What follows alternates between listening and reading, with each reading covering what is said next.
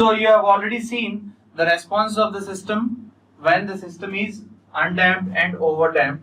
So it is time for you to look into the response when the system is overdamped and critically damped. When derivation for this is not required, right? Derivation is not completely required. I just wanted to show you how the responses will be, right? In the case of an overdamped system, the system will reach the response very slowly. It may reach the response finally, but it will reach very, very slowly, right?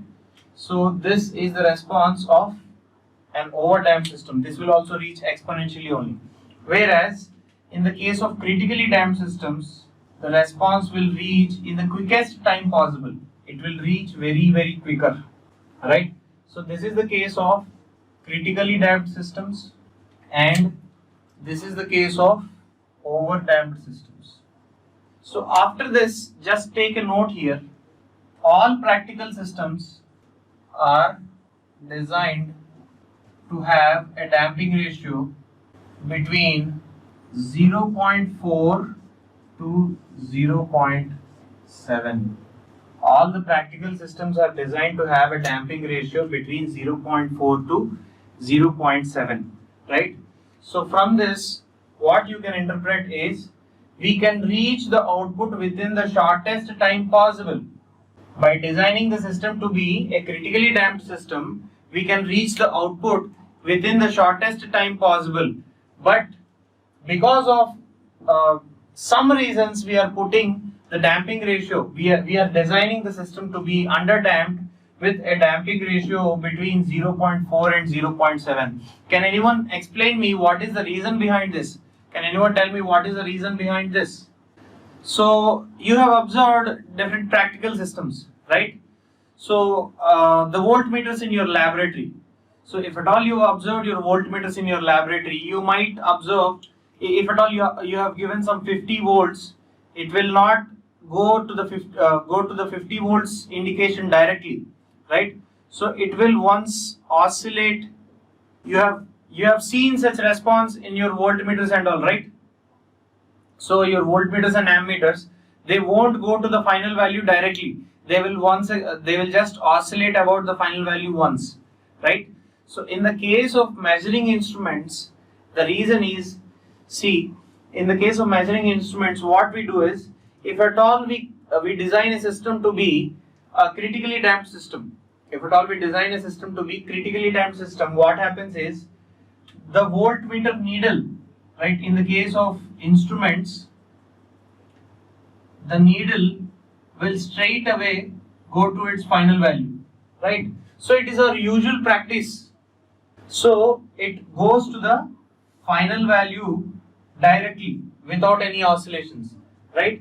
So the observer, whoever is observing it, right? So it is his usual practice that he just has a usual practice. If it is a meter which is used for daily observation purposes, so he will get used to it. He will assume that his meter will always show his output in 1 second or 2 seconds or 3 seconds. He will have a specific time for that, right? So because of temperature changes and all, what happens to this needle is, damping ratio will go slightly higher because of temperature changes and all. If temperature increases, what happens is, this spindle of this needle will be suspended between jewel bearings, and its length increases. Length increases means friction increases. If friction increases, the braking force increases. What happens to zeta? Zeta increases, right? So zeta increases and the system goes overdamped, right? So the system goes overdamped. As far as his usual practice is concerned, what is his mindset? He will think that my voltmeter will give the actual output within 1 second, right? So he'll be in such a thinking that voltmeter will give the actual output in 1 second, but the system has now become overdamped. The system has now become overdamped, which means it will reach the output in a slower time. Slower time means in more time. It will take more time to reach the output, right? So within 1 second he has just noted the output as some 50 volts, but later he went away. After going back, this needle will slowly shift to some 55 volts, right? So there will be an observational error in the case of measuring instruments. So in order to avoid that, they will design the systems to be underdamped, right? So if the system is underdamped, it will oscillate and reach the output. The observer is making sure that the output has no error, right? So if it is underdamped, so if it from underdamped, if it goes to critically damped or overdamped, the oscillations will be finished. So the observer will have a doubt that the system is showing that his voltmeter, that his instrument is showing something wrong. So what he will do is he'll recheck, he'll verify it once, right? So in order to avoid observational errors in the case of measuring instruments, they are designed to have a zeta between 0.4 and 0.7, right? Whereas in the case of all the other practical systems, right, all the other practical systems, if at all zeta is more, what happens to the system is the system will have more wear and tear, right? So see here, let us say we have a glass door, right? Automatic doors you have seen in shopping malls and all, right? We have glass doors, right? So if at all you just let that door close, what happens to the door? The door will come to its mean position, it will oscillate to and fro and it will settle, right?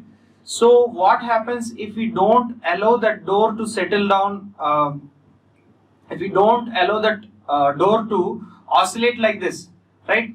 So that glass door will try to stop in the least time possible, right? So just imagine this to be you are going on a bike or something and you are applying maximum brake force and you are stopping it at exactly at the mean position, right?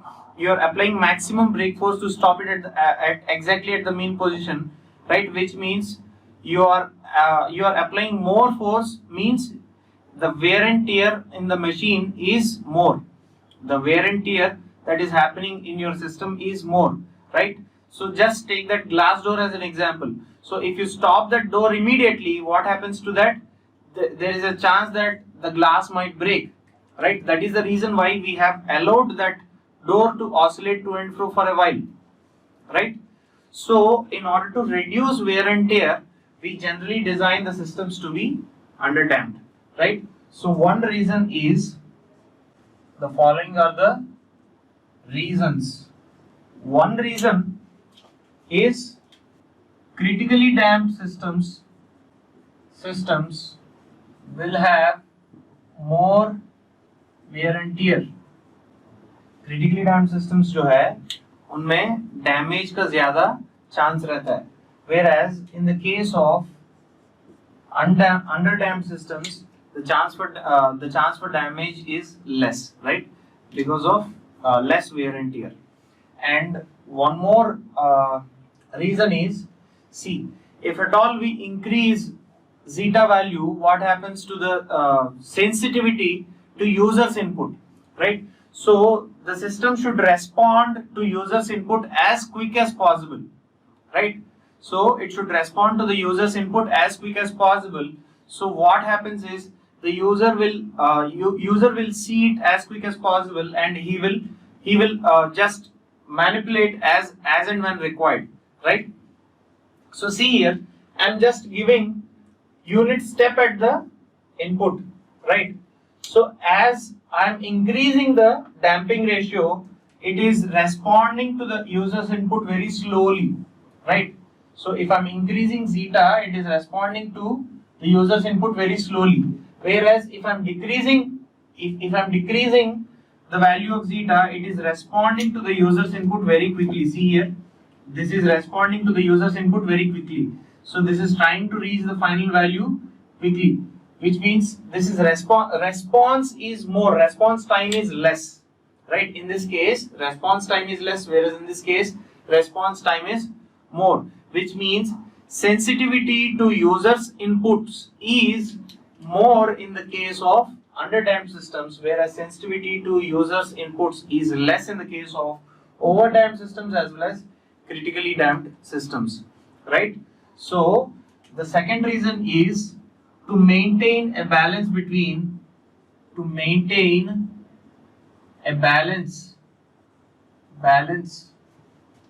between sensitivity to users inputs and stability. Zeta is maintained between 0.4 and 0.7, right? If this lower limit is still reduced, right, if it is made 0.3, 0.2, 0.1, if this lower limit is reduced, what happens to stability? Stability decreases. If this higher limit is increased, what happens to sensitivity to users commands? Sensitivity to users commands decreases. So in order to maintain a balance between both of them, zeta is maintained between 0.4 and 0.7. Is it clear to everyone? Is this clear? One is to have less wear and tear, and the other reason is to maintain a balance between sensitivity and stability. Sensitivity to users commands and stability. Right? The system should respond as quick as possible to users commands.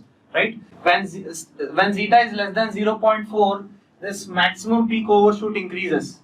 So this you will understand in later chapters in compensators and controllers. You will come to understand it very clearly, right? If maximum peak overshoot increases, so the system is tending towards more oscillations, right? So 100% oscillations, 100% maximum peak overshoot means the system is continuously oscillatory, which means the system is unstable, right? So the system is marginally stable over there.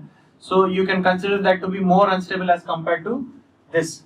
As maximum peak overshoot increases, the system's stability decreases, right? So therefore, as this lower limit 0.4 decreases, if we go on decreasing this lower limit, the system stability will decrease. So we have fixed a lower limit as well as an upper limit. Upper limit, keeping in mind that the system should be sensitive to user commands, whereas lower limit keeping in mind of that the system should be stable. See, the unit step response of an underdamped second order system has steady state value of -2. Which one of the following transfer functions has these properties? Right? So just by looking into the question, which all options can you eliminate? Right? So just by looking into the question, what all options can you eliminate? You can eliminate C and D because they have coefficients of positive sign as well as negative sign. Which means if the coefficients alternate in signs, then they are unstable, right? Those systems are unstable, right? C and D are unstable. So its final value of steady state value of those systems, for whether impulse input, whether step input, whatever the input might be, its final value is going to be infinite, right? Their final values are infinite, which means their final value cannot be -2.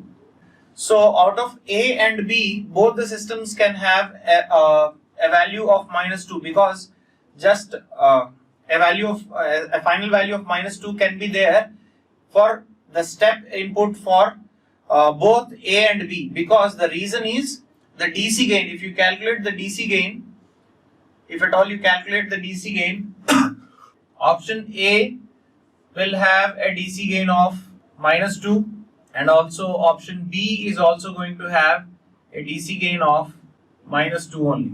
So both of them are having a DC gain of -2. So how can you decide which option is correct?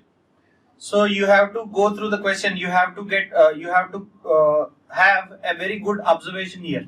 Unit step response of an underdamped second order system. The system is said to be underdamped. So you just have to find out zeta for both. You have to find out the value of zeta for both the systems, right? So if you find out zeta for A, for option A, if you find out zeta, what are you getting? So just calculate zeta and tell me. So zeta for B is something less than 1, whereas zeta for A will be something greater than 1. Greater than 1, or else, yes, it is something greater than 1, right? Therefore, which option will be correct? Option B, because only B is the underdamped system. All the three other C and D are completely unstable. So just by looking into the question, you can eliminate them directly, right? So option A does also have a DC gain of -2. How will you get the DC gain to be -2? Put S is equal to 0 in that. -2.24 divided by 1.12, it is -2. And option B is also having a DC gain of -2, right? Which means both are going to give you a steady state value of -2 only, right? But in the question, it is also mentioned that the system, the unit step response of an underdamped system, right? The system has to be underdamped. So for that, you have to calculate omega zeta, right? In order to calculate zeta, you have to calculate omega n. Just look into the calculations. In option B, we have -3.82 divided by s square plus 1.91 s plus 1.91. So from this you will get omega n is equal to under root 1.91. Just compare it with the standard second order system, that's it. So omega n is equal to under root 1.91 and 2 zeta omega n, 2 zeta under root 1.91 is equal to how much? Is 1.91. Therefore this cancels and there will be a root over this. So zeta will be is equal to under root 1.91 divided by 2. So this will be something less than 1. You have to calculate it using your calculator.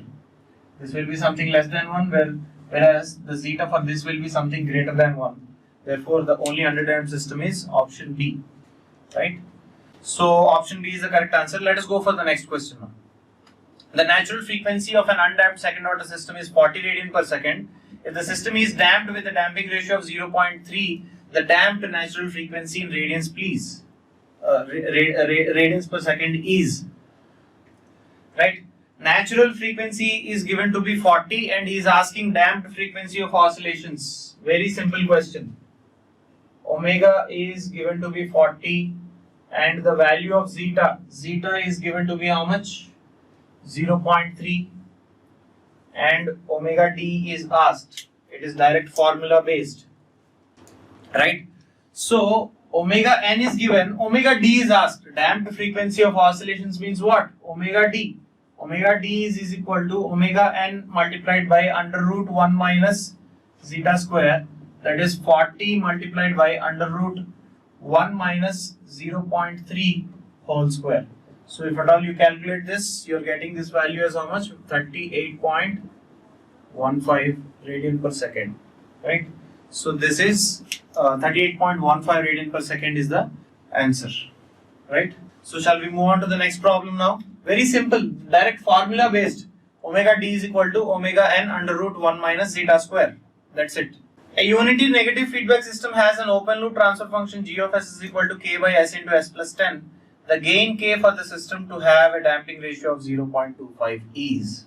See, a unity feedback system is having an open loop transfer function g of s is equal to so and so. So the open loop transfer function of a particular unity feedback system is mentioned here. So what is the transfer function? Open loop transfer function is k by s into s plus 10. This is not the overall transfer function. This is just the open loop transfer function. Then overall system, how will you construct the overall system? It is of a unity feedback configuration like this. It is of a unity feedback configuration like this. So what is the overall transfer function of this? Overall transfer function for this is k by s into s plus 10 divided by 1 plus k by s into s plus 10. See, you people remember these formulae or not? These are very basic formulae. G of s divided by 1 plus g of s h of s. Here h of s is 1, right? So g of s divided by 1 plus g of s, that is equal to k divided by s square plus 10s plus k. S square plus 10s plus k. This is the characteristic equation. So it is said that the damping ratio of the system is needed to be 2.5.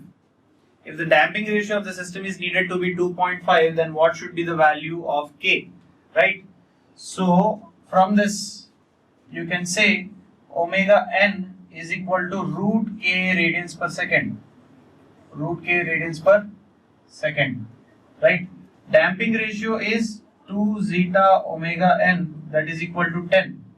So in order to find out damping ratio zeta, you have to equate this expression with this, right? So 2 into zeta, what is zeta? Zeta should be 0.25. Zeta is needed to be 0.25, whereas omega n is root k. So if you just square on both sides, k into 2 into 0.25, or else you just have to find out the value of k, that's it. So 2 into 0.25, it is 0.5, root k is equal to 10 divided by 0.5, that is equal to 20. Therefore k is equal to 20 squared, that is equal to 400. The value of k should be 400, so that we will get a zeta of 0.25. The output of a standard second order system for a unit step input is given as y of t is equal to 1 minus 2 by root 3 e power minus t cos root 3 t minus pi by 6. The transfer function of the system is, see, the expression for output of a standard second order system is provided here. Output of a standard second order system is given, and you have to find out the transfer function of the system. Can you do it?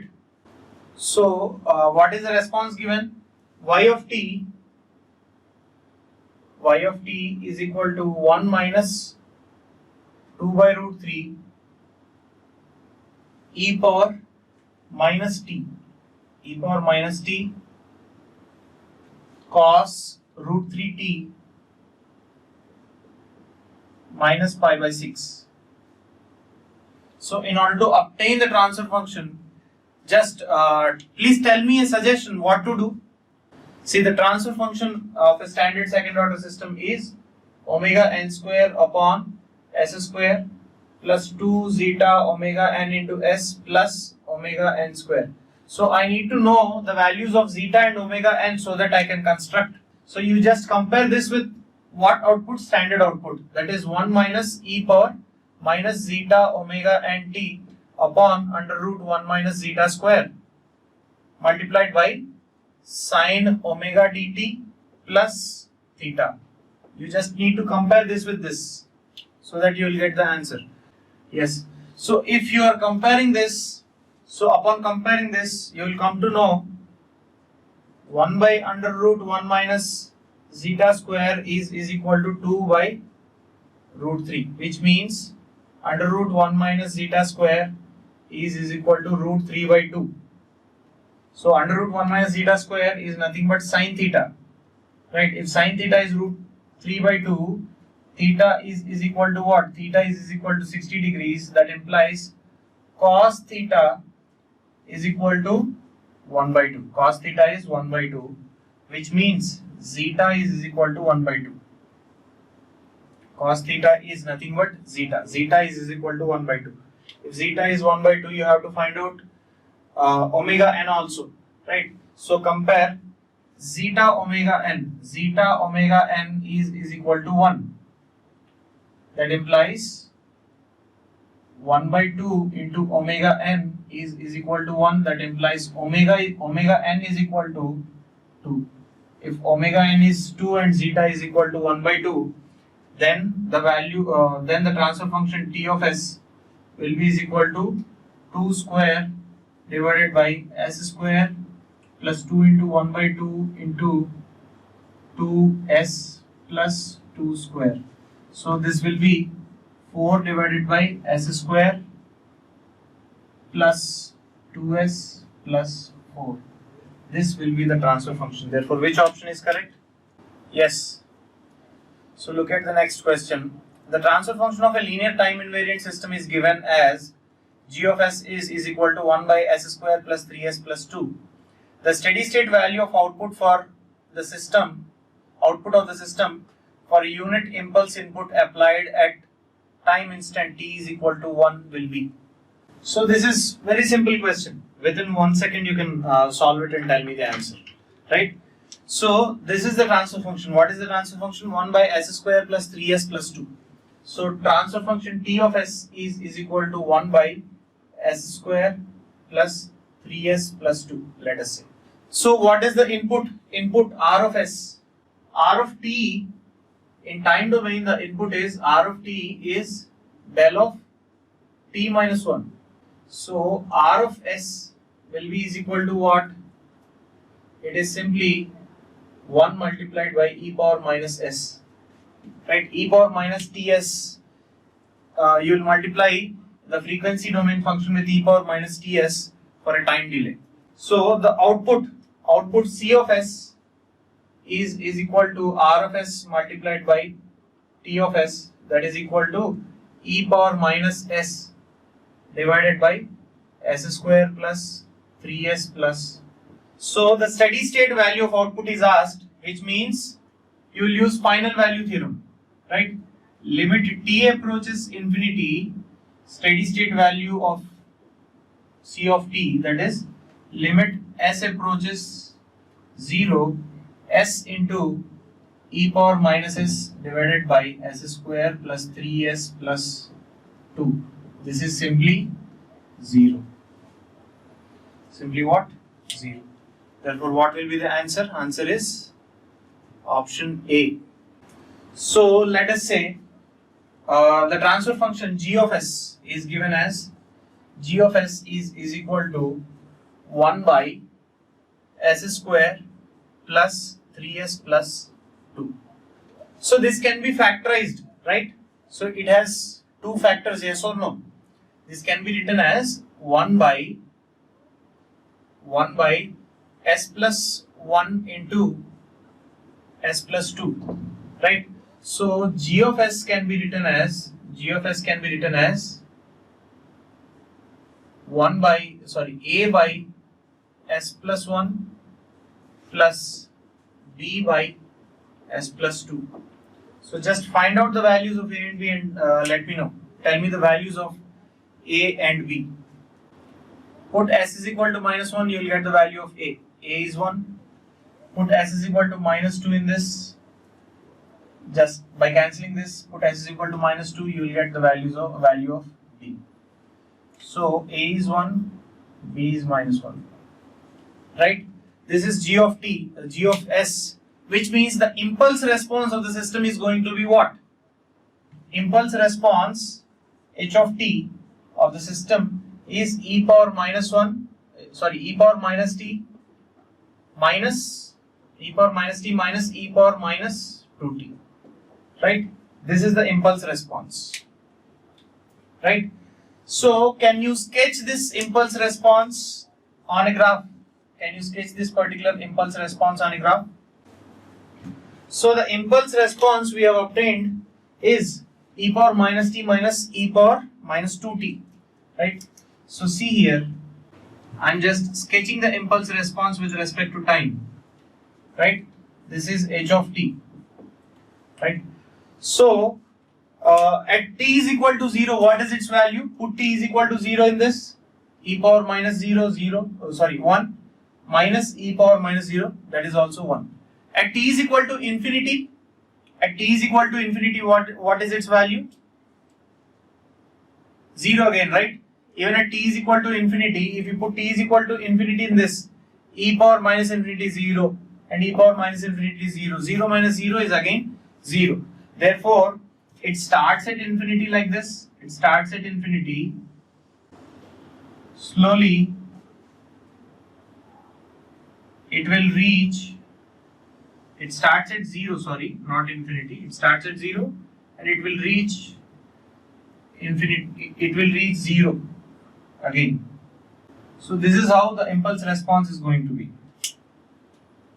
For this particular system, the impulse response is going to be like this. At t is equal to 0, the input is given and this is the response. Right?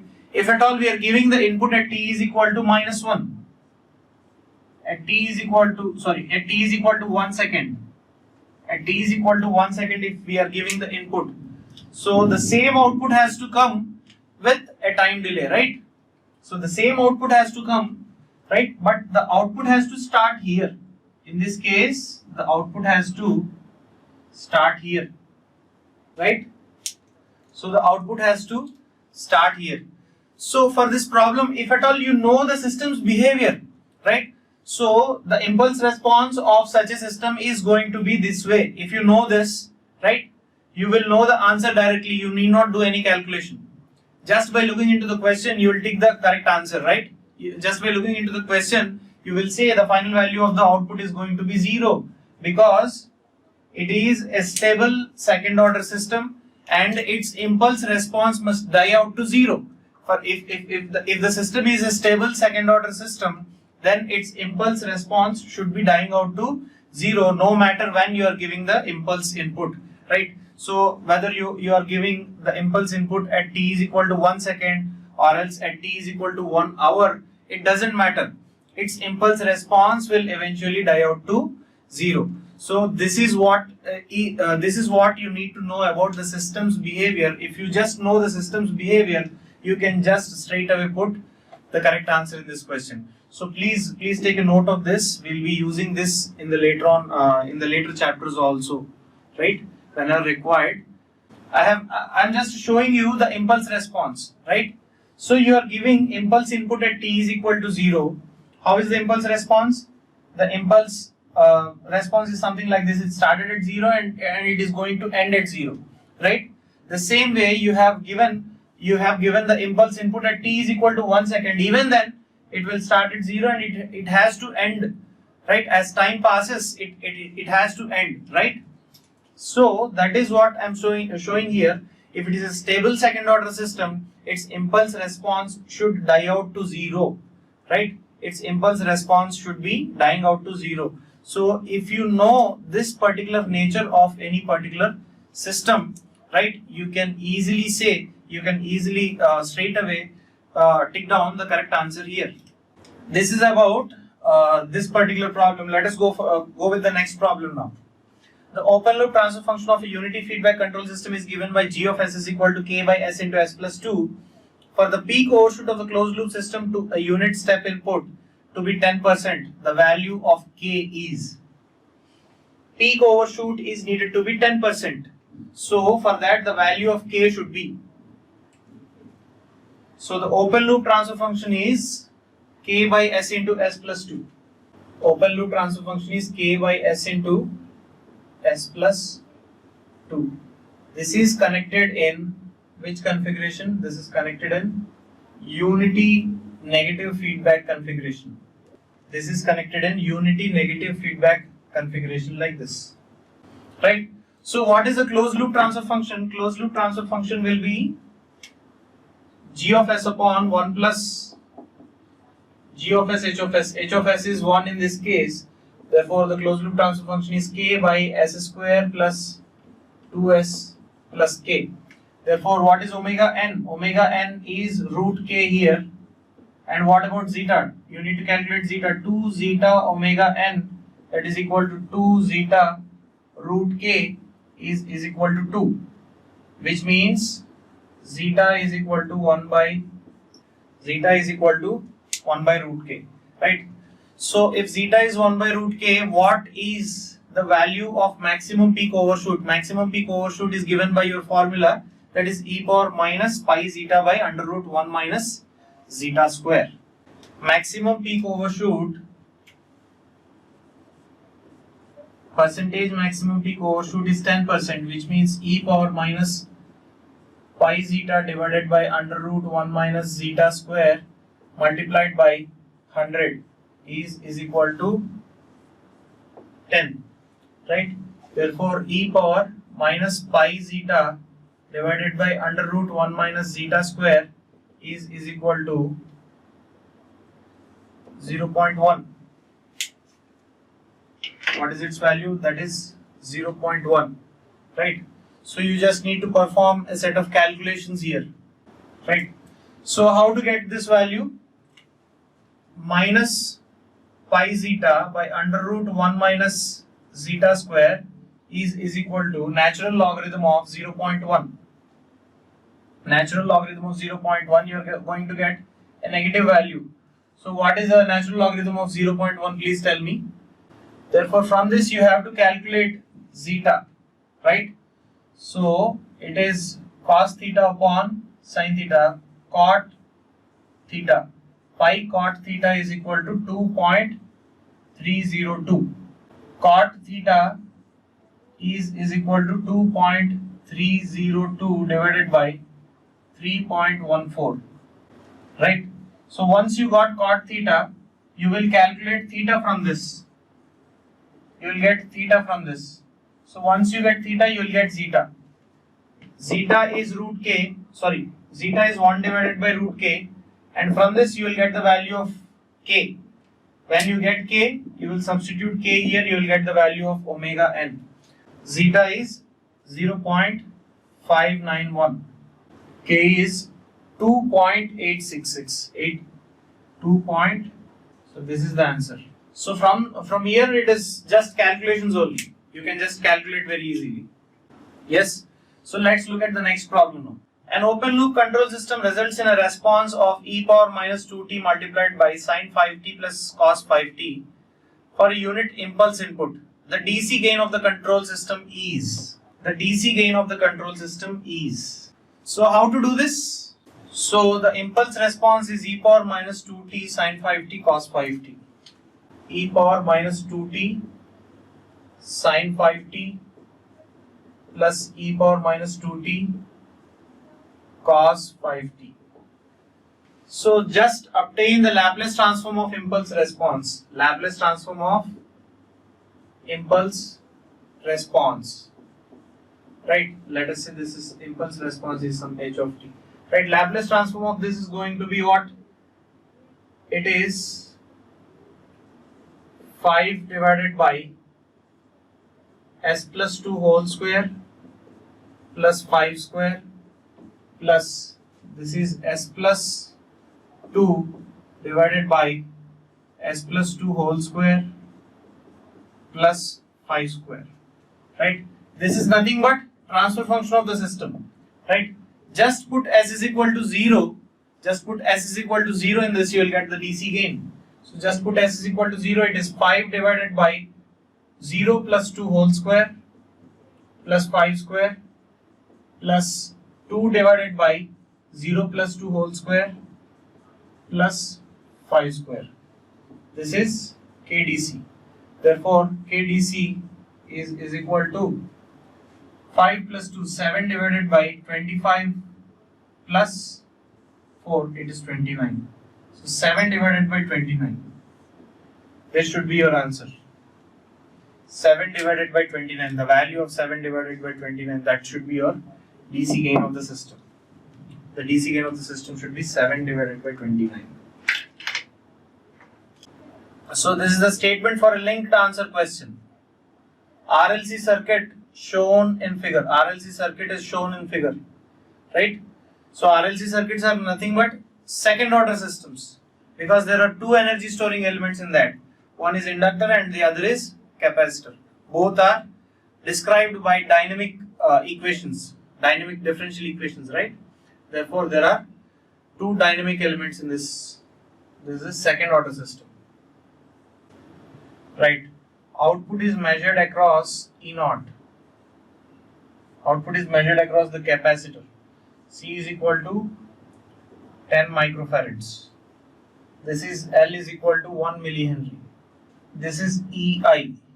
So this is the circuit diagram, and let us go with the question. For a step input, overshoot in the output E0 will be. For a step input, overshoot in the output E0 will be. So percentage overshoot in the output is asked. So in GATE, can we give in fraction? No, Shikha, fraction, giving in fraction is not available. How decided second order? I'll tell you, Ankit. Shikha, see here, giving in fraction is not available in GATE. You have to compute the value of 7 by 27 with your virtual calculator that will be given in your GATE exam, and you have to put that particular value, right? So try to give as accurate value as possible. Ankit Verma, see here. So the order of the system is nothing but the number of dynamic elements present in the system.